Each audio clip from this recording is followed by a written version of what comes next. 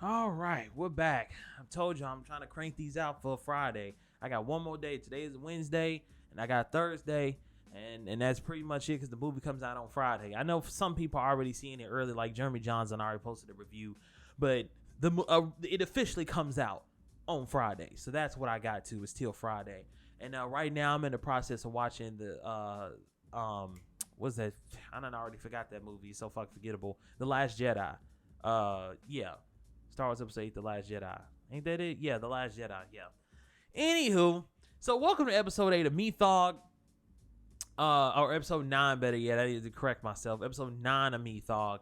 And today we're talking about Star Wars Episode 5, Empire Strikes Back, a.k.a. one of the best sequels of all fucking time. So let's get into it. So starting off with the likes as usual, the positives of this movie is the battle on Hoth, man. The battle on Hoth is fucking dope, dude. Like, what I like about it is that, you know, in the first movie, you got to see Luke be a pilot because he was like, oh, he's one of the best pilots, you know, blah, blah, blah, blah, blah, when he was talking to Biggs and Biggs was like giving him his props and like telling dude, like, hey, get on my nigga dick, bro. He one of the best pilots out there. You know what I'm saying? Sit your bitch ass down, nigga. We really get to see that in the Hoth battle. And how just basically Luke is like a master when it comes to flying. Now, I know, you know, Vader's his dad, and if you watch the prequels, Anakin was pretty much top dog. But it's just like, nah, man, that nigga Luke is really fucking good. Like, it's ridiculous how good he was out there. But not only that, just the whole battle on Hoth is just dope in general. It's the first time we get to see I forgot the name of them already, but you can call them camels. I've heard a lot of people refer to them as camels, which they kind of are, the little camel walker things, whatever you want to call them. You also get to see the chicken walkers. I can't remember the names of these things. I'm sorry, you know, diehard Star Wars fans, that I don't remember the name of these goddamn things, but you know exactly what I'm talking about. You've heard these names before too. So you got to see those and how deadly those things were, which I ain't gonna lie, it's kind of funny. It's like the Empire and even the First Order, they come up with some of the weirdest shit that's so, it's like ass backwards. It's not as intuitive as they think it is, but for some reason they just put it out there like it's the best thing known to man. But yeah, just that whole battle, man, it was fun to watch. It really was. Seeing them wrapping the cable around the legs and figuring out that was the thing you needed to do. You know, Luke fucking climbing one of them goddamn things and placing a bomb in that bitch just to blow it up. Like, it's just a fun battle, man. And seeing the rebels having to escape. Just the whole nines, man. Like, I'm gonna keep on repeating this. It's been a long time since I've seen the original trilogy. So when I was watching this, I was really sucked in. I was like, dude, this shit is fucking dope. When the rebel base is fucking falling to pieces, and 3PO is fucking telling Leia she needs to get out of there. Han is supposed to be dipping. Speaking of that, Han fucking trying to fix his ship while the place is getting blown up. This man been fixing his ship for like 23 years at this point. That shit, it was just a good, like, way to start off the movie. I know it really starts off with, you know, Luke and Han surveilling the area and placing like some sensors or some shit. I can't remember. And then he gets attacked by the thing. I can't remember the name of the thing. I can't for the life of me. But like the Yeti looking thing, I know it starts off like that. But to me, the battle on Hoth is where it really starts, and that's where the meat of it is. That was just dope though. And once again, the practical effects that came with it, dude, so good. The little camel things, whatever the fuck you want to call them. Like, once again, I can't remember the real names of them. How you can see the jankiness of them, because that's how you know with stop motion, it was all janky and shit. But I love that shit. It's so charming. And it was just like, it's just good, man. It's that battle is just fucking great. I gotta bring up my nigga Yoda. My nigga Yoda, bruh. When he gets to Dagobah, or what I like to say, Dank Goomba, when he gets to Dank Goomba, that shit, I love Yoda. I love the way that they made Yoda. Don't get me wrong, I love prequels Yoda so much. I love the more wise, don't say much, just, you know, always contemplating Yoda. But I love how they made him in this. How he's very fucking goofy. How he's batshit crazy. Like, this nigga just starts eating Luke's shit soon as he gets there. That shit made me laugh so fucking hard. It was so fucking funny because he's just sitting there and he sets his little food down. Nigga Yoda walks up and he just starts eating that shit. He's like, hey, you're eating my food. Yoda's a fucking asshole, to be real with you. He starts taking his shit apart. He takes out his little lamp thing, and then R2 tries to take that shit back, and he's like, mine! And he hits him with his cane and shit. I loved how they made Yoda, man. I love the more just goofy, non-serious Yoda. Even though he does get serious later on, I really do love that Yoda. Yoda's my nigga, man. Always have been, always will be. But that portrayal, portrayal. That portrayal of Yoda, fucking dope. The one thing that I didn't think that I was gonna really have so much, I will say this. I'm trying to figure out the best way to phrase it. The one thing that I didn't think that I was really gonna have much of an opinion on, and how can I explain this? Basically, I'm talking about the explanation of the Force. Because I remember, and I still do because people still bring this up. I know how a lot of people don't like the midichlorians thing. And I never really understood why. And that's essentially what I was trying to say. Is that for the longest now, I've always heard people talk about midichlorians and how stupid it was, yada, yada, yada. And I've always heard people make fun of midichlorians. And for the longest, once again, I never really understood why, because I hadn't watched these movies in a long time. And I was like, why do people make such a big deal about these fucking midichlorians? Like, what is the big deal? I don't get it. What's wrong with that shit? Until I watched this movie. And I finally figured it out. It's because the explanation of the Force in this movie makes way more sense. And it's a lot more mystical than what the prequels offered. So, to my knowledge, after watching these movies, the reason why, and I'm just putting it out here why I finally get it, and explain it for people who might have been like me, the problem with midichlorians is that it doesn't seem as like mysterious and as mystical and as natural in a sense as what they were saying in the original trilogy. Because the problem with midichlorians, it's almost like the way that they, and I'm just putting this out here, I'm not saying that it is, but the way that they talk about midichlorians is almost like if it's your fucking blood cells or something, right? Like, oh, you have this many midichlorians in you, and they're kind of treated like blood cells. So that's why when he was talking to Luke, when Qui-Gon was talking to Luke, and Qui-Gon was talking to Anakin when he was younger, and I think he even like scanned him for midichlorians or something. It was literally like if he was trying to test him for diabetes or some shit, you know what I'm saying? And like, you know, checking like his blood sugar level, whatever the case may be. It just doesn't seem as natural and as mysterious as it does in the original trilogy. It feels like you just kind of got to get lucky, and I think that's what it is. And I guess that's the best way I can explain it. It's almost like you have to get lucky with with your midichlorian account. Midichlorian account. Yeah, you gotta have an account to get midichlorians. With your midichlorian count, and it just doesn't seem as natural. When Yoda's explaining it, he's making it seem like almost, and this is the perfect analogy, and I thought about this earlier, and I'm glad I thought about it again.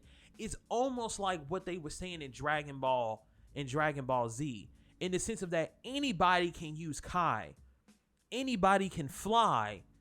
You just have to learn. You see what I'm saying? Because remember, that was one of the things that happened in Dragon Ball Z was that, and I know this is a super weird comparison, but it's essentially the same thing if you're going off what they saying in the original trilogy, and that's the best reference I have for people out there, is that remember, Videl didn't know how to fly. She didn't know how to do a lot of things. And then Gohan was teaching her. And he was like, no, anybody can fly. You just have to learn how to harness the power. You just have to learn how to use your ki and all of that bullshit, blah, blah, blah, blah. And I'm paraphrasing here, but you get my point. And even somebody like her, who was literally just a regular human, had no type of saying and who, what's it, and all the other shit that comes with Dragon Ball in her, was able to fly and able to do a lot of things that average people couldn't do. You see what I'm saying? And that's the way that the Force was being told and being portrayed in the original trilogy, was just like anybody can use the Force, but it's up to you to learn how to use it, or find somebody that knows how to use it and use it in such a way that is, whatever, whether it be the dark side, light side. But you get my point. Anybody can. And it kept it more mysterious and stuff like that.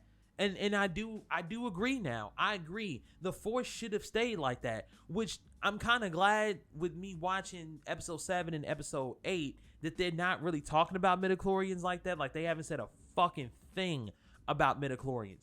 Now that I think about it, they didn't say anything about Rey having high midichlorian count. They didn't say anything about Kylo Ren. They didn't say anything about that.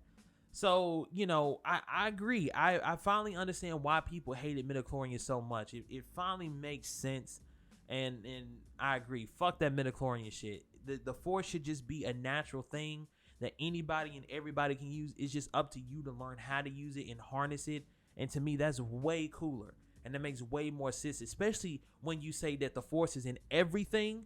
Because that's what Yoda was saying. He's like, the Force is in everything. It's always around you, blah, blah, blah, blah. Then what the fuck does a midichlorian count have to do with it then? If if it's always around, if the plants got it, fucking trees got it. So what, the trees have midichlorian counts now? It doesn't make any sense. Or a midichlorian count, like how many does a fucking tree have? It's just fucking stupid.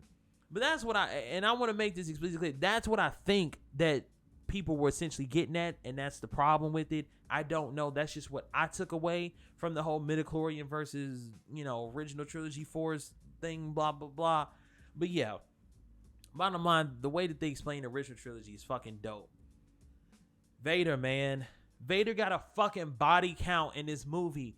So in episode 4, Vader did some stuff, but he really didn't do too much.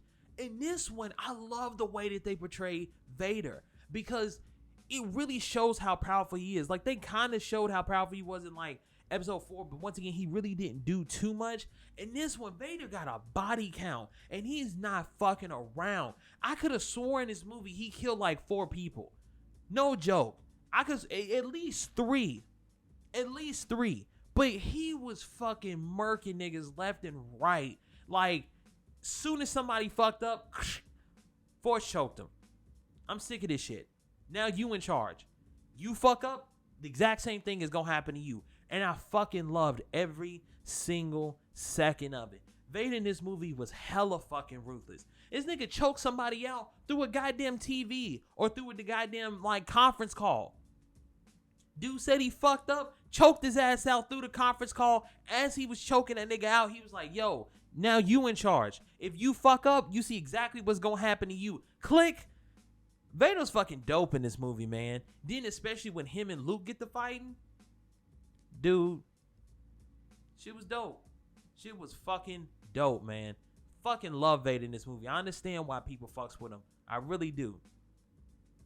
And last but not least, one of the hardest fucking lines that really solidified my love for Han Solo. Because I always knew about this scene. Once again, it was one of those things I've always heard people talk about, but actually seeing it again, I was like, ooh. That shit was so fucking clean. Was when Han is about to get put in the carbonite and Leia looks at him and says, I love you. And he says, I know. That's the hardest fucking line I've ever heard in my life. I'm not even joking. That is one of the fucking hardest lines I've ever heard in my life. It was so smooth too.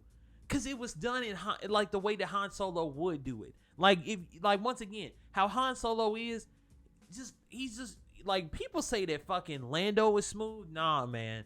I think Han is smoother than Lando, because even though Han is like a little bit more, how can I explain it? Like, I don't want to say louder, but it's just like he's a little bit more, I can't think of the word. I don't want to say abrasive, but it's like, I can't quite figure out the word I'm trying to say, but there's something about Han, like, even though he's not like laid back and real smooth as Lando, like Han is a little bit more out there. He's a little bit more straightforward, I guess you could say. A little bit more blunt. That could be the word that I was looking for. It's something about him where he's still smooth as fuck though. And that line, man. Oh man, that line is so fucking clean. So fucking clean. Dude, that delivery was perfect. I'm pretty sure they didn't have to do multiple takes on that. I'll be surprised if they did multiple takes. Because Harrison Ford is so much like Han Solo and vice versa that I'm pretty sure that He just did that shit naturally. Soon as Carrie Fisher said that shit, he was just like, I know. You ain't got to tell me. You know. It was dope, man. I fucking love that line. The only thing, and it's not a huge dislike, and it's not like a huge negative, but it is something that I did notice. And it's very reminiscent of the prequels, too. And that's the one thing I noticed about this movie. Was the romance between Leia and Han. Now, I know what I just said about that line about when he's about to get put in the carbonite and stuff like that. But my biggest problem with this romance between them two is that it was very unnatural. It's very reminiscent of episode 2 of the prequels. Because if you watch the first movie, there was really nothing there. Like, literally throughout that whole movie, like, yeah, they bickered with one another, but he bickered with Luke and stuff like that. There was nothing really there that was like showing that they was gonna be a thing. You know what I'm saying? And then all of a sudden in this movie, she has the hots for him. Now, she's not outright saying that. He's not outright saying that he has the hots for her. But it's one of those things of like, they just kept on inching towards it. And it's just like, don't you think this is coming on a little bit too fast? Like, you didn't even try to establish that in the first movie. Like, and I'm telling you, I don't remember them doing that in the first movie. I could be completely wrong. And if I'm wrong, I'm wrong. But in that first movie, I don't remember them ever kind of hitting towards one another or saying anything to one another or anything like that, because they were bickering at each other the whole time. And just like Luke and Han would bicker at each other and all of that shit, it was just like, why all of a sudden do y'all have the hots for one another? And Han is coming on like extra strong, and she was like, it was just something about that. I didn't think it's something about it I didn't like too much. But once again, it wasn't a huge negative, because the trade-off, unlike episode 2, is that it wasn't like one of the biggest plot points of the movie. You see what I'm saying? Like, they wasn't focusing on that for most of the movie. They had a whole bunch of other shit they could tell. And the romance was a very small part. Even though it was there, it made its presence known. It wasn't a huge deal, and it wasn't the biggest thing when it came to those movies. When it came to the movie. And that's what I liked about it. Even though I thought it was a bit rushed, and it was, just kind of like being shoehorned in there and forced, I still appreciated it way more than episode 2, because like I said, it played a lot smaller role, and it wasn't as big or as cringy as episode 2. So that's my thoughts on Empire Strikes Back. Solid fucking movie, man. Like, super solid movie. Like, I see why people love that one so much, because when you look at it, it has a lot more meat and a lot more stuff in it than Empire Strikes Back. I mean, we're talking about Empire Strikes Back. A New Hope, sorry. It has a lot more than A New Hope, but it's not as mad as Return of the Jedi, which is what we're about to get into here in a second, because I'm recording all of these back to back. So, yeah, that's it.